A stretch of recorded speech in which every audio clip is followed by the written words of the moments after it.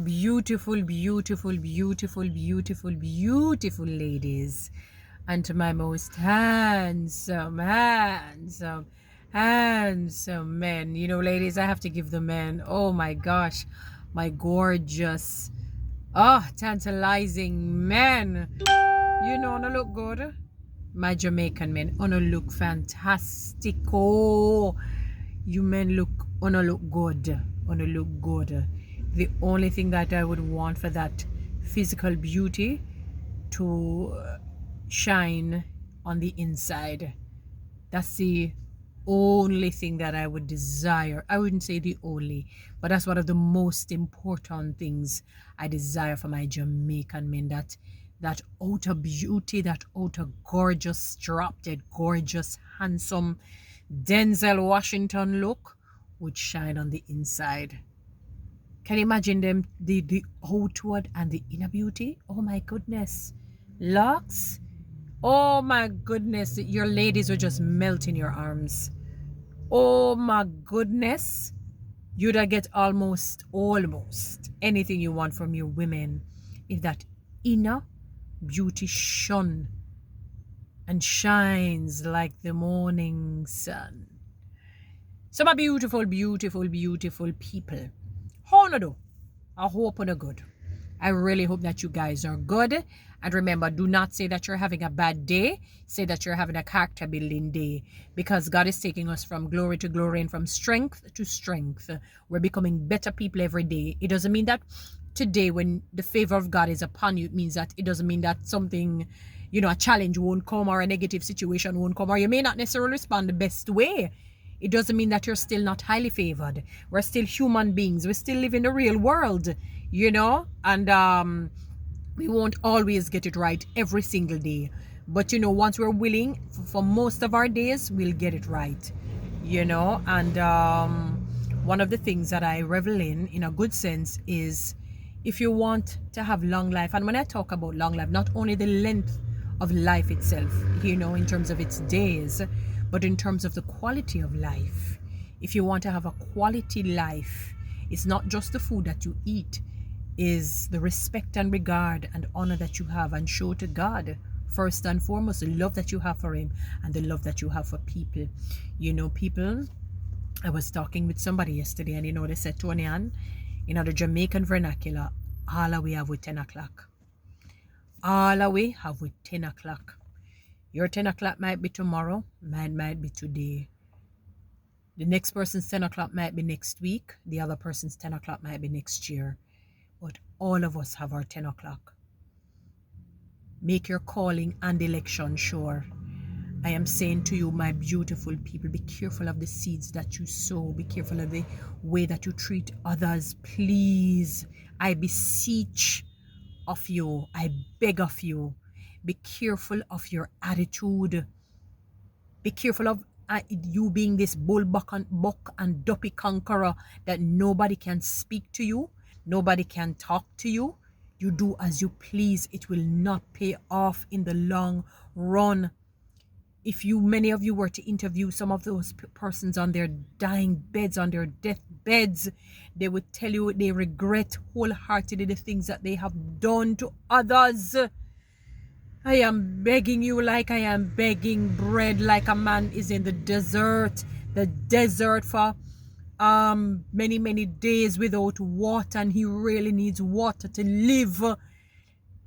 That's how I'm begging you. I'm begging like a mangy dog on the road that has not eaten for days. I am begging you like the rats who scramble at some of these little restaurants for some leftovers, some rat leftovers, so that them can feed them, and the whole pair picking the rats them will run round. I am begging you like a person with the worst kind of disease in need of blood. I'm begging you with like somebody with the worst kind of disease in need of a kidney. I am begging you, literally pleading with you, treat people good and be kind. Be kind and be helpful. Don't be selfish. Don't be self-centered. Don't be narcissistic. Be careful of how you speak to people. Sometimes you can take the lower road. You don't have to. In other words, if somebody, for example, you're driving on the road and they bad drive you, or they tell you two bad words, or they take off, I mean, like they peel off the skin off of your skin and paste it on back and peel it off back again and maybe somewhat put it on back. As hard as it may be, as awful as it may feel, you don't have to go on the defensive. You don't have to. You do not have to. You can't just ignore it. It might hurt, but ignore it. A lady was saying to me, I know I said it in another video and I'm going to bring it back again, that she was driving and the guy would have been in the wrong. Like, say for example, she was going to try to go to a filter. She was going to a filter and the man just came over. Maybe he realized he was in the wrong lane, or he changed his mind in terms of the road that he was taking, or maybe where he's going to go. And I mean, the man, you know, like she probably, like, I don't know if she drove him down, but like if he's passing, she kind of say, I mean, what's that? Or something to that effect. You know? And the man tell her what this and what that. Like they would be driving side by side now. For them to have that level of, well, he's having the monologue. She wasn't really conversing with him when he started to behave inhumane. Because he really wasn't a human after a while. You know, then again, somebody say humans are worse than sharks. That's awful. And he started to tell her all the colorful words, all the beautiful bad words, and worse. And she said she did something that was just amazing. I said to her, I don't know if I'm there yet, but I would work my way there. She just blew him a kiss. She blew him a kiss. And said, have a good day. And she said the guy drove her down and blocked her on the road.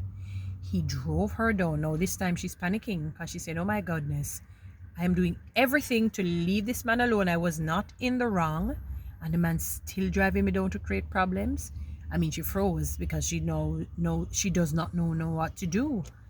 And he came over to her and he said, Miss, I am so sorry. I am so sorry. I mean, I went on horrific. I went on horribly with you just to know. And look at how you responded to me. He said it's almost like his conscience was going to kill him. He had to do that. For him, he felt like he had to block her. That may not have been wise in some instances. Maybe because he thinks he's a woman, so he probably think, you know, she might get a little fearful. So but his conscience bothered him so greatly instantaneously that he had to do that and apologize. Because how he went on was not, and secondly, he was in the wrong. She blew me a kiss. People, be careful of how you treat others. You will have regrets. It's not a if or but I've seen it. I see it happen to a former neighbor of mine. How he treated people so badly, and he bragged and he boasted. He was on an extreme high horse. And he may not have been, I don't know if he was a wealthy man, but he was well off in a sense. And I watched all of that came to nothing, to naught. And he disintegrated in a bad way, died so badly. I'm saying, people, please. And what people do is try to find excuses that bad things happen to good people. That's true. That is true. But if you look at their entire quality of life, and I'm not talking about if you make foolish decisions, if you're not going to pay the consequences. I don't want you mix it up. Because for every action, there is an equal reaction. And the equal reaction, is not even equal reaction. The usual reaction is even more deadly than the action. And the same goes for the positive. So you do good, you sow seeds of goodness and kindness, genuinely comes back even 100-fold. Beautiful people, be careful of how you treat other people, please. And you don't always have to keep malice. Everything you don't always have to argue about. You don't have to be unforgiving, or every little thing you screw up your face and be bitter. You don't have to do that.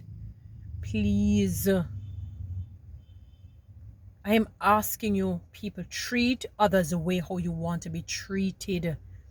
It may be hard, but do it hard, as Les Brown says. Do it hard, because your life will be easy. But if you do the easy way out, which is to be rude and disrespectful and say, I am tough and nobody's going to browbeat me and nobody's going, and I'm not talking about you being like an imbecile or a douchebag. I'm not saying that you must be something like that, but like you're being ridiculous now, dowdy and, not submissive, but it's like a false humility. That's not what I'm saying. And I'm not saying that when you need to defend the right, because I believe in truth, justice, and fairness. And there's a time for this sort of a Martin Luther type of protest and hit out and all of that, or when Jesus said, throw out the money changers and, and throw over the table them and get away. I'm not talking about things like that, or defend truths and rights and justices and all of that. That's not what I'm talking about. I'm talking about on a day-to-day basis when dealing with people where you can diffuse it.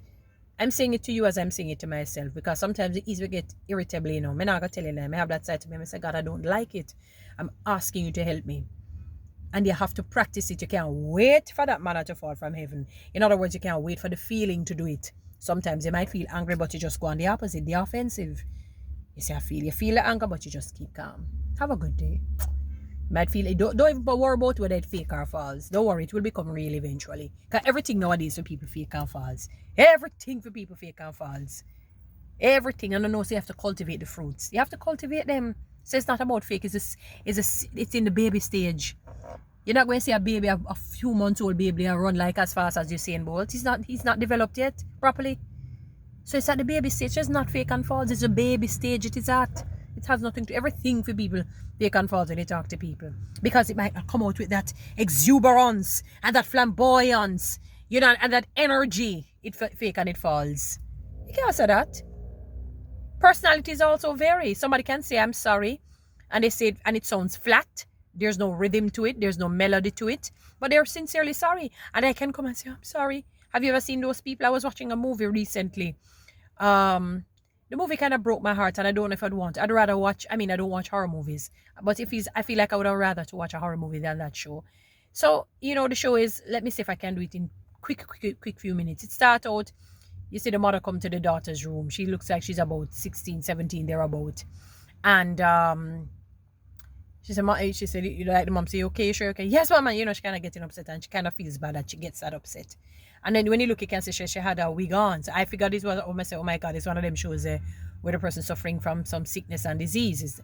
Lo and behold, 2 schoolmates bullied her when she went to school. And the mocking thing, how it starts, and it go on and it go on and it go on next day they're doing it. And she said to them, why are you doing this? And they're saying, don't even go on like that. You remember what you did to us in, like she said, like you said, prep school or primary school? And you're asking me, you're not good and you're not this and I say, they're saying that to her. The way the show going on, and how it shows, it shows them as bullies. Mind you, they were being bullies, irrespective of whatever is what. And anyway, the leader they were part of some cheerleading group too. So the leader for the cheerleading group is noticing how they're treating her.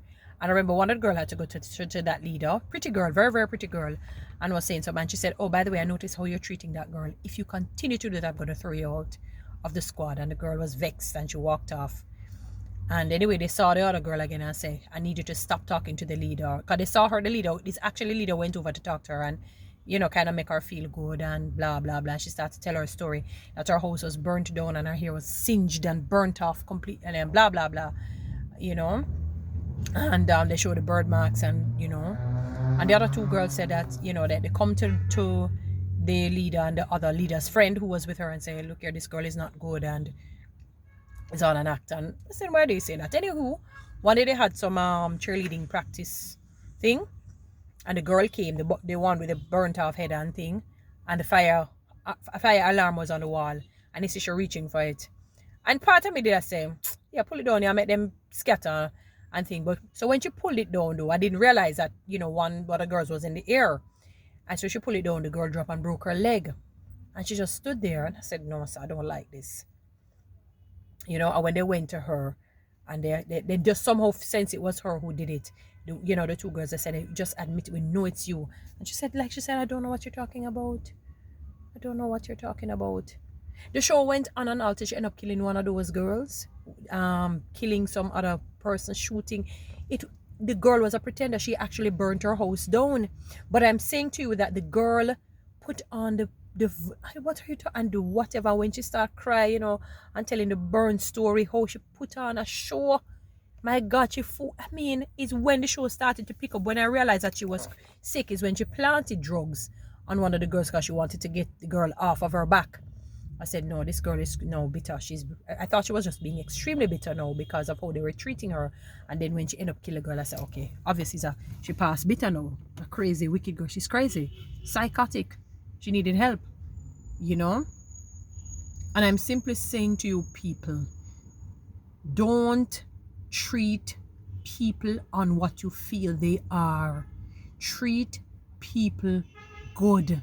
Treat people with respect. Treat people with love. The Bible says you should owe nobody nothing but love. And you hear what that love is? Love says it means that you love. Love is God and God is love. And not only that, it means how you love yourself is how you love the other person. So the things you'll do for yourself is what you do for somebody else. So it there for me. You see, God said, no, nobody else but love. So it's almost like, boy, really, I said, you don't really want them, but you really want them everything. Want them love. Treat people, please people. You know, many people have regrets because of how they treated others. And somehow it is elusive. Somehow they feel that all of this treatment not going to come back to them. I don't know where they get that from. They feel like it's not going to come back to them. And it's come back to you either twice or 3 times or even more than how you had dished it out. People, you have to treat people good if you want to live a good life. The Bible says it. I don't care whether you want to believe in the Bible or not. All I know is that Bible, everything it says come to pass. And it's true. Treat people good because your 10 o'clock will come. Your 11 o'clock will come, your 12 o'clock will come, your 1 o'clock will come, your 2 o'clock, your 3 o'clock, 4 o'clock, 5 o'clock, 6 o'clock, 7 o'clock, 8 o'clock, 9 o'clock, 11 o'clock. Your 10 o'clock is coming. Your 10 o'clock is coming. Everybody has their 10 o'clock. Everybody, every human being, every jackman, every jail woman has his or her 10 o'clock. Whichever way your 10 o'clock, where you spin it, go spin there, you know. Whether it's on the night or on the day, you better hope and pray set up on the day. Make sure so that bright light is shining on your 10 o'clock.